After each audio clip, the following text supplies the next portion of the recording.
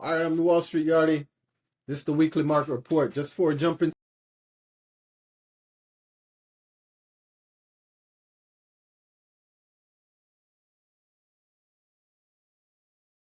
the app dashboard, which is flashing all yellows right now. The app is very soon on the way. We're wrapping up some last few features here for you guys. You can always visit wallstreetyardie.com to sign up for the app. Be one of the first to be on the app list and get access to the app when it goes live. We're looking very close here. Hopefully in the next week or two, we might be able to start letting some folks in to see all the goodness we've been building. All right, let's jump right in. First chart we're going to look at is SPY, S&P 500. As you can see, SPY had an up and down week. First few days, we dropped down, we came back up, and now we're, last 2 days there, Thursday and Friday, we really dipped down all the way back down to our lower end of our range here that we've been looking at for the last few months. So what we're seeing now is that SPY is showing a lot of weakness. So with that weakness, I'm predicting SPY to drop a little bit further. I'm looking at this 200-day moving average here, my green line, as the next level of support. We see some other lower levels here, but really the 200-day is usually a very, very strong level. As you can see back here, back in May, it was another place where we found support and then took off to this new high level that we have now today. So again, if we get down here, we bounce off 200, that might be all goodness. If not, if we break through, we might see some further pain, which is why I did mark up the 613 level here. So if I go back in time, you can see 613 was resistance back here, back in March of 2025. And then we were near those highs again around January of last year as well. So I'm thinking, given this candle that we have here, 2 red days, big gap down, we could see SPY drop even further down towards that 200-day. The 200-day is going to continue to move on up. Why? Because price is still above that level. We haven't had any prices below it to get it to start curving down. So it's going to continue on up. I think it's going to come and meet up with my price level here on Friday. So we're looking at SPY maybe targeting 661 on SPY next week, by next Friday. We'll see how that goes, right? But we're going to watch these levels and make sure if we bounce off of here, we're going to stand right back into our zone in our channel, which is really not where we want to be, because we're going to continue just going sideways until we either break higher, or in this case, as I'm thinking, we're going to break lower. We've been showing a lot more down, right? A lot of lower highs here, lower high here, another lower high on Friday.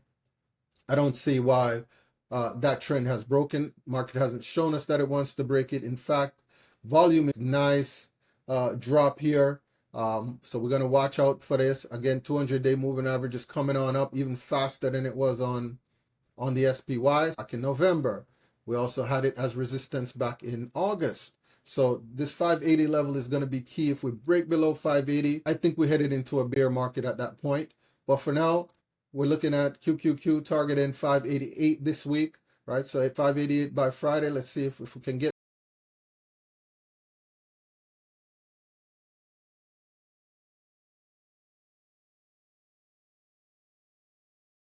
there. What happens when we get there? Do we bounce off? Do we find some love in the market, or do we find more pain, right? So we got to keep an eye on that, see what we end up with. Next chart we're going to look at is DIA. DIA tells a very different story. These are the big boys, right? The blue chips. It's only 30 stocks in the Dow Jones Industrial Average, right? This is the one they like to talk about the most, even though it has the least stocks in it.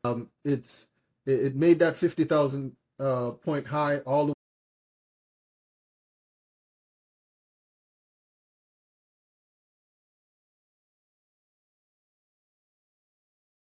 We don't try to predict and decide what the market's going to do. We just follow the price action, and that's all we're going to do here on the charts. We're going to follow this price action.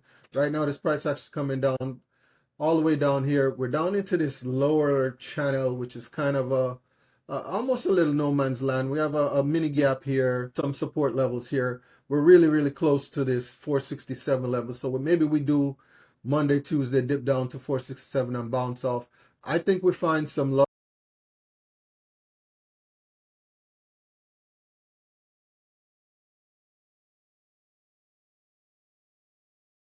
Story that this candle tells is we got down all the way down to some lows here of 470.46, right?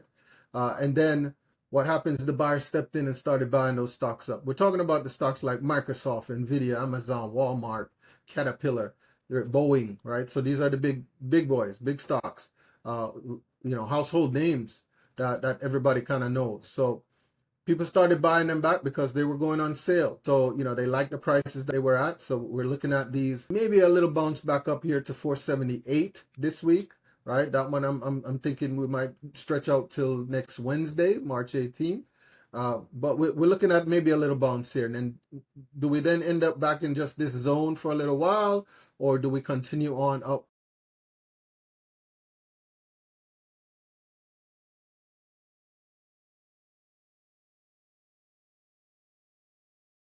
We started to see the buyers come back in and start buying that up. That's how we got that green candle with the long wick on the bottom, right? So the next thing we're going to look at here, IWM. IWM feeling some pain. The move down was almost as strong as the Dow Jones Industrial. In this case, it was actually, in my opinion, a little worse because we had this gap down here. So you can see, if I move my prediction line here, we had a nice black area here. There's empty space, meaning there was no price action here. They just skipped over those prices. So with that said, I think we're going to see even more pain. We have a red candle here. It's kind of a doji sideways thingamajig going on there.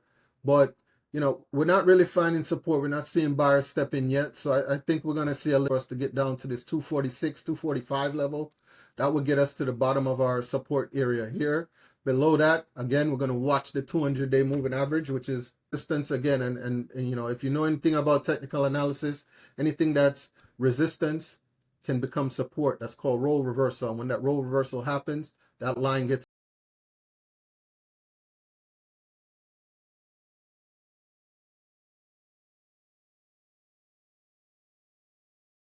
even stronger. So the 200-day moving average is going to be a strong line to watch. All the big market technicians watch this line because this is really the delineation.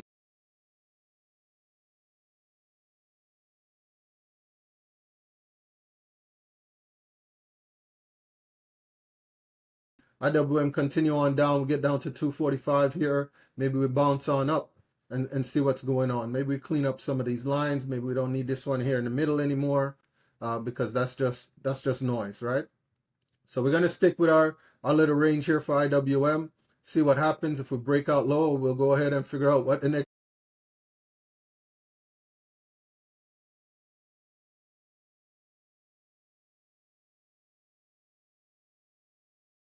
guides of where the price action probably is headed.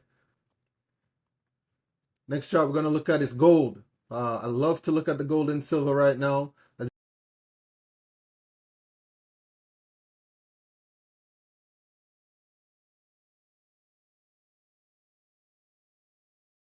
Right, so we're looking at the gold futures here, but you can play gold in multiple different ways.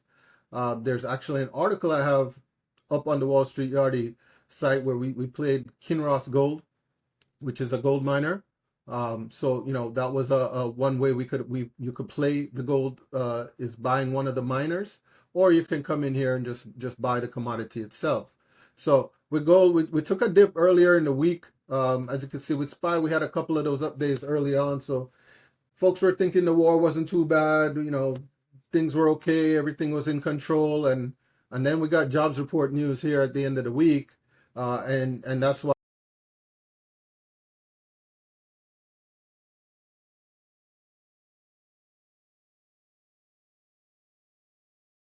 back 3 days of kind of sideways movement here, but we closed back above our resistance level here, which is that 51.44, right? So now we're closed higher than that. I think we're going to see gold go a little higher.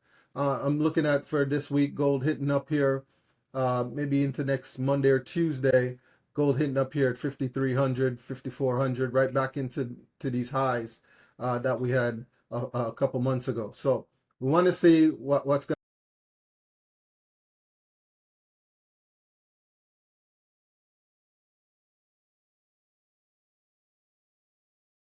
Two charts, gold and silver, look almost identical with the exception of this this huge drop on silver. But silver had a much crazier run up, so this was kind of expected. but we're getting that bounce again. Same thing, 3 sideways days last week. Nice green candle here, even though we're forming a lower high, lower on these here, but we're also forming lower lows. So that's telling me the market is settling in, it's consolidating a little bit. So once that consolidation is over, maybe a couple more days, Monday, Tuesday,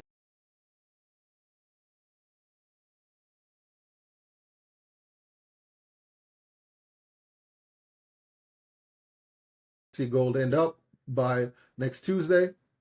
So keep an eye on that one for us, all right? Let's jump into the crypto market a little bit. This was a little wild one for us this week. Crypto had some news here. The news with crypto, you know, came out. There was some clarifying act going on in Congress that they were discussing. Folks thought that was going to be bullish. We had this huge day here. What was this, Wednesday? And then right there Wednesday, as I gave them the midweek report, I discussed this as well. But right after that, Thursday, Friday, you know, Saturday even, remember Bitcoin trades 24/7 and crypto's 24/7. You know, these next 3 days, they weren't good. We just dipped right on back down into the zone. We're now trading in the lower part of that zone.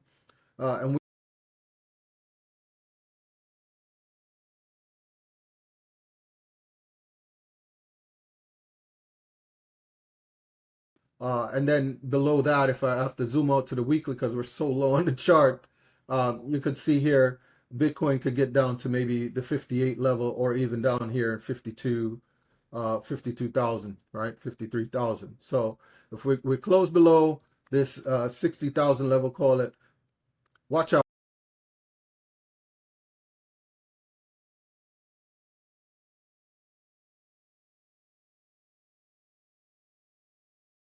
A hold, guy, it's cool. So maybe, you know, later on you get to buy it a little bit low, but watch out. It's not a time to be necessarily looking to jump into Bitcoin as the price action is not showing you that, because we're going sideways and we're trading lower, right? So until we break out above 71,000, I know it feels counterintuitive when it didn't even break above, you know, our 2150 level. It didn't even close up there. It peaked above it just a little bit, and then it say, you know what, man, we're done with this.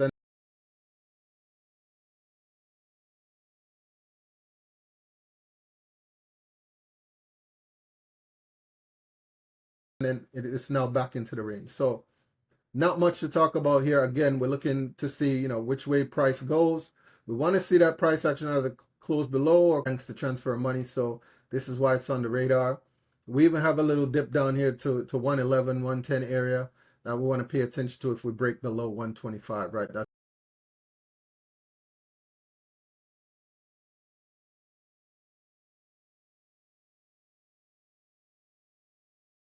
where we're probably headed to next. So keep an eye until crypto starts, you know, turning up here, this one above this 150 level. Until we start consistently closing above my yellow line here, which is my 20-day moving average. There's really not much to do but sit back and watch. Sit on your hands.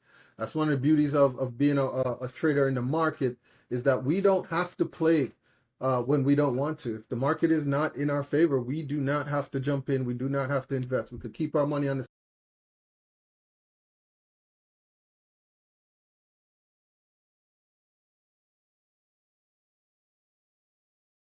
time necessarily, but you don't want to go jump in and play this and then we break down below 125 and you're in more pain. Right? And next Friday, we're going to see how the market closes out. Next Sunday, I'll have another weekly market report for. All right.